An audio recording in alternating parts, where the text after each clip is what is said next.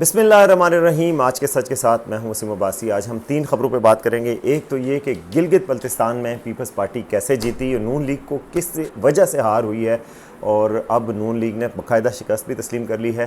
दूसरा, आज़ाद कश्मीर की सिचुएशन के हवाले से बड़ी संजीदा सिचुएशन पैदा हो गई है।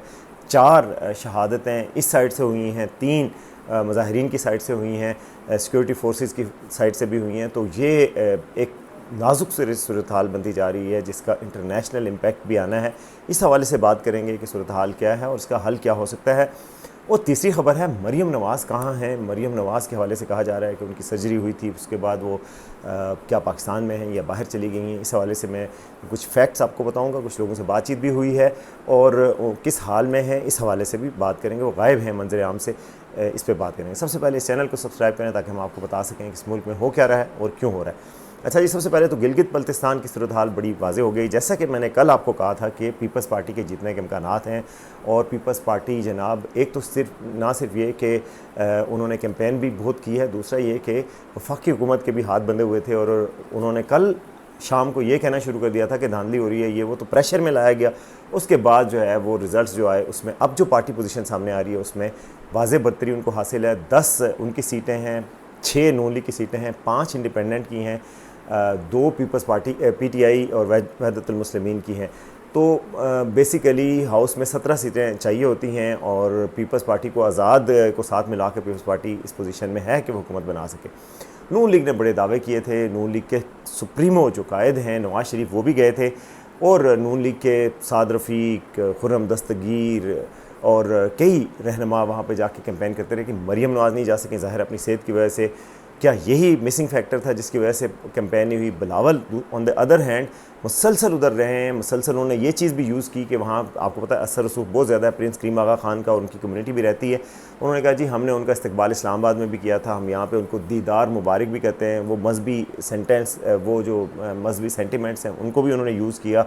बाकी इस्तकबाल तो उन्होंने किया था इस्लामाबाद में उनका इससे पहले, और हालांकि प्राइम मिनिस्टर भी उनसे मिले थे। नून लीग वहाँ पे हारी है। नून लीग के जो कारकुनान हैं और वर्कर्स हैं, मैं देख रहा हूँ बड़े दिल गिरफ्तार नज़र आ रहे हैं कि जी ये क्या है, नून लीग सिर्फ पंजाब की पार्टी बनकर रह गई है और तो वफाक की अधूरी सी हुकूमत और पंजाब पे खुश है, मज़ीद कोशिश नहीं करती। सैयद आसिफ करमानी जिन्होंने पहले इलेक्शन की कैंपेन की थी और जो अब PTI के बड़े हामी हैं, उन्होंने बड़ा कहा कि जी 2016 में हम जब पनामा केस भी आ चुका था तो कश्मीर में मैंने जितवाया था, गिलगित बल्तिस्तान में आखिरी दफ़ा हमने हुकूमत बनवाई थी, उसके बाद से हुकूमत नहीं बनी। तो बहुत सारी इंट्रोस्पेक्शन नीडेड है नून लीग को अपनी सतह पर कि जी उनकी कैंपेन में क्या ख़राबियाँ थी। ज़ाहिर है नवाज़ शरीफ साहब वहाँ गए, एक दिन के लिए गए थे, फिर जेनेवा चले गए। मरियम नवाज़ गायब थी। मरियम नवाज़ के बारे में आगे आपको बताता हूँ कि उनकी सेहत की सूरत हाल है और वो कहाँ हैं। वो गायब है मंजर आम से, ज़ाहिर है किसी जगह पे नहीं आ रही, इवेंट्स पे नहीं जा रही।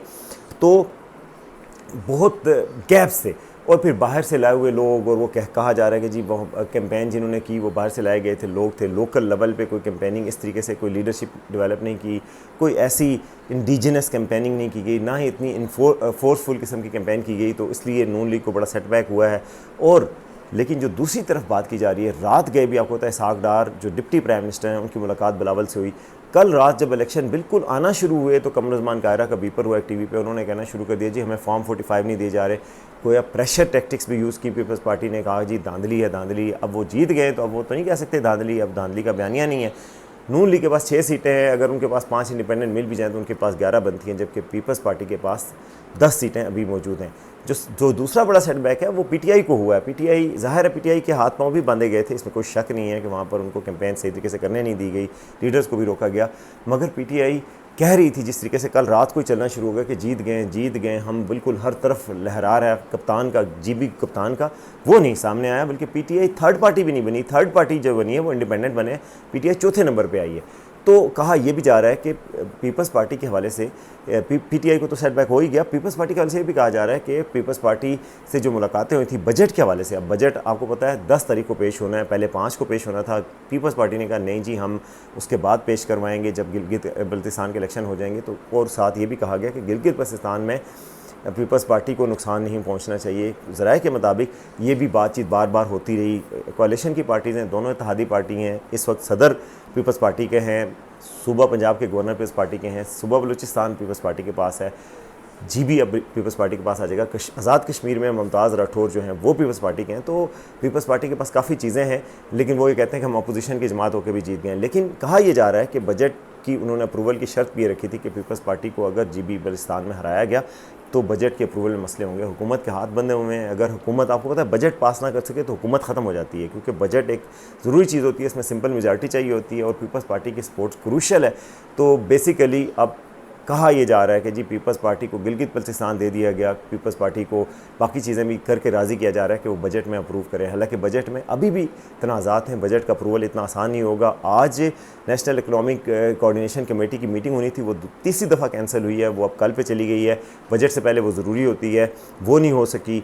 कहा यह जा रहा है कि जी झगड़ा ये पड़ा हुआ है कि सूबों और वफाक के दरमियान वसाइल की तकसीम के हवाले से वफाक ये कह रहा है कि 1.7 खरब रुपए सूबे जो है वो एक्स्ट्रा वफाक को दें, अपने जो पूल है उसमें से जो कलेक्शन है या जो अपनी आमदन है, ताकि वफाक अपने खर्चे बर्दाश्त कर सके, जिसमें कर्ज़ों की अदायगी है, डिफेंस बजट है, बाकी चीज़ें।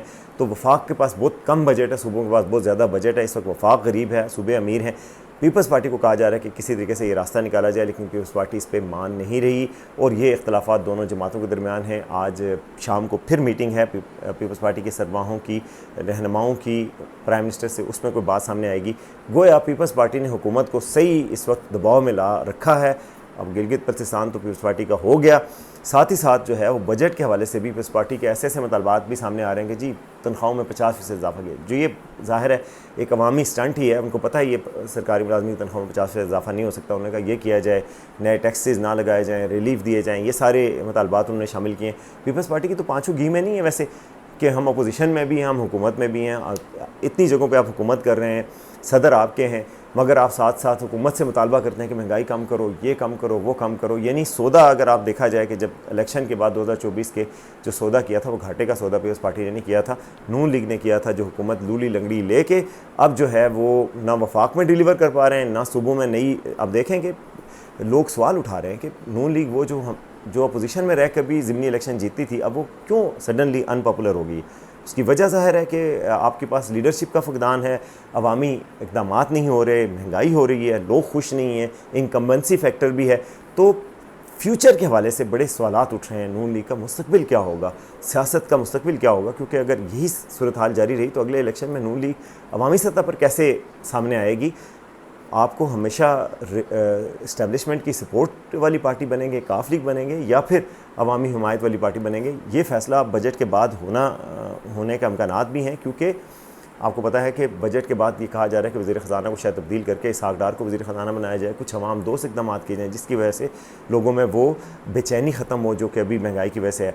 मगर अब आप देखें कि कितना रिलीफ दे सकते हैं। जंग का सूरत हाल ख़राब है, अभी भी रात को इसराइल पर ईरान ने हमले किए, क्योंकि लेबनान पे इसराइल ने हमला किया था। फिर उसके बाद सदर ट्रंप ने इसराइल को डांटा कि वापस जवाबी हमला ना करना, लेकिन फिर भी इसराइल ने हमले किए, फिर दोबारा ईरान ने हमले कर रखे।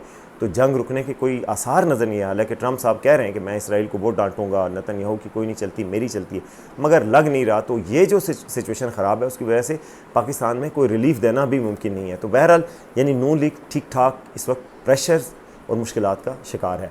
अगली बात जो नून लीग के लिए तशवीशनाक है और सबकी जो मुस्लिम लीग नून की पंजाब में हुकूमत है उसके लिए भी, कि चीफ़ मिनिस्टर जो हैं और जो नून लीग का अवामी चेहरा हैं वो मरीम नवाज़ हैं। आपको पता है कि इस वक्त नून लीग में अगर अवाम में कोई बात कर सकता है या अवामी लीडरशिप कर सकता है नवाज शरीफ के बाद, तो वो मरीम नवाज़ ही हैं। नून लीग की जो सियासी विरासत है वो डेफिनेटली मरीम नवाज़ के पास ही है, जिनकी अवामी अपील भी है, जिन्होंने पंजाब में कुछ काम भी करवाए हैं, तरक्याती काम भी हुए हैं, सबको नज़र आते हैं। अब वो मंजर आम पे नहीं है। वो क्या, उनका आपको पता है चंद दिन कबल, कुछ हफ्ते कबल शरीफ मेडिकल कम्प्लेक्स में एक मेजर सर्जरी हुई थी। उस सर्जरी के बाद वो रिकवर कर रही हैं, कहीं पर नहीं आ रही। उज़्मा बुखारी की शादी थी उनकी बेटी की कुछ दिन पहले, उसमें वो शरीक नहीं हो सकें मरीम नवाज़। और इसी तरह कुछ तकरीबात हुई हैं कुछ दिन पहले, बल्कि एक मैं देख रहा था वी न्यूज़ पे इंटरव्यू किया था हेल्थ मिनिस्टर का, वी न्यूज़ वालों ने, उनसे भी पूछा गया तो उन्होंने कहा कि जी उनको नहीं पता कि मरीम नवाज़ कहाँ है। अच्छा, मैंने इस हवाले से फिर उज़्मा बुखारी से बात की जो कि पंजाब के इंफॉर्मेशन मिनिस्टर हैं, और वो ज़ाहिर है फैक्ट चेक करने के लिए हमेशा आपको जो इन्फॉर्म्ड लोग होते हैं, जो ज़िम्मेदार लोग होते हैं, उनसे बात करनी चाहिए। तो उज़्मा बुखारी ने कहा कि वो लाहौर में हैं, क्योंकि रूमर्स ये चल रही थी कि जनेवा गए हैं नवाज शरीफ साहब, तो मरीम नवाज़ भी जनेवा चली गई हैं और वहाँ पर रिकवर कर रही हैं। सर्जरी की सिचुएशन चूँकि एक वो थी, सीरियस सर्जरी थी, तो बहरहाल उस्मा बुखारी का कहना है कि वो बिल्कुल लाहौर में हैं, वो नहीं गई जेनेवा में और वहीं से रिकवर कर रही हैं। उनकी हालत भी काफ़ी बेहतर है, लेकिन डॉक्टर्स ने उनको आराम का मशवरा दिया है, तो ज़ाहिर है वो आराम कर रही हैं। उनको मसला क्या था आपको पता है, उनसे पहले उनको गले का मसला था और गले की ट्रीटमेंट के लिए पहले वो बाहर भी जा चुकी हैं और वो एक संजीदा नोयत का मसला था। अल्लाह ताला उनको जल्द से दियाब करे और रिकवर करे।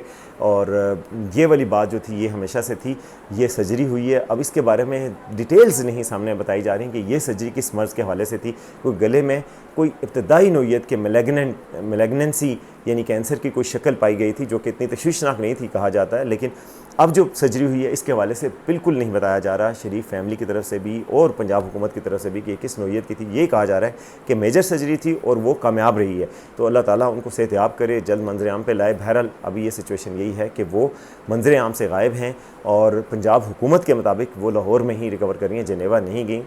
जेनेवा में नवाज शरीफ भी अपने इलाज के सिलसिले में गए हुए हैं, लेकिन मरीम नवाज़ जो है वो कहा जा रहा है कि वो लाहौर में ही रिकवर कर रही हैं, मगर किसी सियासी सरगर्मी में शरीक नहीं हो रही, किसी हुकूमती सरगर्मी में शरीक नहीं हो रही और कहीं मंजर आम पर उनकी कोई तस्वीर वगैरह भी नहीं आई।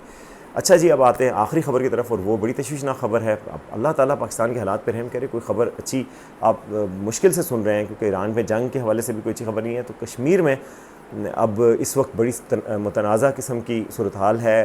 आपको पता है जॉइंट एक्शन कमेटी ने एहतजाज की कॉल दे रखी है कल के लिए, यानी कि 9 जून के हवाले से। लेकिन सूरत हाल कल रात को ही ख़राब हो गई और 7 जून को, यानी कल रात 7 जून को रावला कोर्ट में CMH के बाहर जो है वो हुकूमत के मुताबिक, जो इस्लामाबाद में हुकूमत है और जो ज़राए हैं उनके मुताबिक यह है कि जी मुजाहिरीन इकट्ठे हुए, उन्होंने हस्पताल में अमल दरामद भी रोक दिया और मुतअद्दिद सिविल और मिलिट्री चीज़ों को आग भी लगाई, प्रॉपर्टी को नुकसान पहुंचाया। उसके बाद जो है वो धावा बोला और उसमें फायरिंग की गई, जिसमें 4 लॉ इन्फोर्समेंट के एहलकार शहीद हो गए हैं, जिसमें एक पैरामिलिट्री फोर्स के रेंजर्स के हैं और 3 जो है वो पुलिस के एहलकार हैं। और दूसरी तरफ से भी 3 शहादतें हुई हैं जो जॉइंट एक्शन कमेटी के जो लोग हैं, जो मुजाहिरीन हैं, उनकी तरफ से भी। और वो कहा जा रहा है कि जी फायरिंग हुई है, दोनों तरफ तबादला हुआ है। हुकूमती ज़राए जो हैं वो ये कह रहे हैं कि जी उन्होंने बलवा बोला है, उन्होंने कानून को हाथ में लिया है, जिसकी वजह से एक हरकत में आया है और उनके ख़िलाफ़ भी अब कार्रवाई शदीद किस्म की जा रही है। लॉ ऑर्डर को रिस्टोर कर दिया गया। अभी की ताज़ा तरीन इतलात के मुताबिक इस वक्त 3 बजे हैं, आपको पता है, और 8 जून को 3 बजे हैं। तो अभी की सूरत हाल के मुताबिक जी लॉ ऑर्डर रिस्टोर हो गया, शहर में अमन अमान नॉर्मल है। बाकी शहरों में भी, कश्मीर में मुतअद्दिद जगहों पे हालात ठीक हो चुके हैं, कुछ जगहों पे नहीं ठीक। जो कमेटी के ज़राए हैं, जो वहाँ से ख़बरें आ रही हैं, वो कह रहे हैं जी बड़े हालात कशीदा किए गए, हमें फोर्स किया गया, हमारे ऊपर वायलेंस किया गया, जिसकी वजह से सीधी गोलियां चलाई गई, तो बड़ा हमें अफसोस हुआ है और ये बड़ी अफसोसनाक सूरत हाल पैदा हो रही है। जो वज़ीर आज़म आज़ाद कश्मीर के, उन्होंने कहा है जी कि हमने कहा था पुरअमन रहें, अब हालात काबू से बाहर हो रहे हैं, हमने कहा था पुरअमन रहें, ना आप कानून को हाथ में लें, लेकिन हमारी बात नहीं मानी गई और कानून को हाथ में लिया गया और ये सूरत हाल इतनी ख़राब की गई। दूसरी तरफ इंडियन मीडिया इस पर शाजाने बजा रहा है, उसको बड़ा ख़बर को कवर कर रहा है, बड़ा चला रहा है कि जी ये कश्मीर में कशीदगी हो गई है, 5 अफराद हलाक हो गए हैं पाकिस्तान की पुलिस के मुताबिक, ये सरकारी स्टेटमेंट भी है। तो ये बहरहाल किसी भी एक पाकिस्तानी और एक कश्मीरी के लिए ये अफसोसनाक सूरत हाल है। काश ये मामलात इस नहज पे ना आते, वायलेंस की तरफ बात ना जाती, मामलात को बातचीत से हल कर लिया जाता। इससे पहले भी मामलात को बातचीत से हल किया गया, मुझे लगता है अब भी ये मामलात होंगे बातचीत से हल। हम पहले से भी ये कह रहे हैं कि इस मामले को इस हाल पे नहीं जाना चाहिए। जो भी हुकूमत को ये मशवरे दे रहे हैं कि वायलेंस का यूज़ करने से शायद ये मामला ठीक हो जाएंगे, तो ये बात ठीक नहीं है। आप सूरत हाल की पूरी नज़ाकत को समझें, फिर क्या होगा।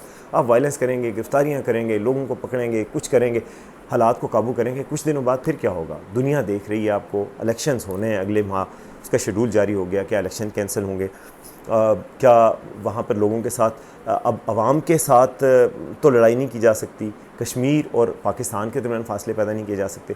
तो नज़ाकत को समझने की ज़रूरत है, मकामी लीडरशिप को एक्टिवेट होने की ज़रूरत है, सियासी हल निकालने की ज़रूरत है। वायलेंस किसी मसले का हल नहीं, मैं समझता हूँ यकजहती कमेटी को भी बातचीत पे आना चाहिए, होश के नाखून लेके पीछे हटना चाहिए, हुकूमती और रियासती जो इदारे हैं उनको भी पीछे हटना चाहिए और बातचीत करनी चाहिए।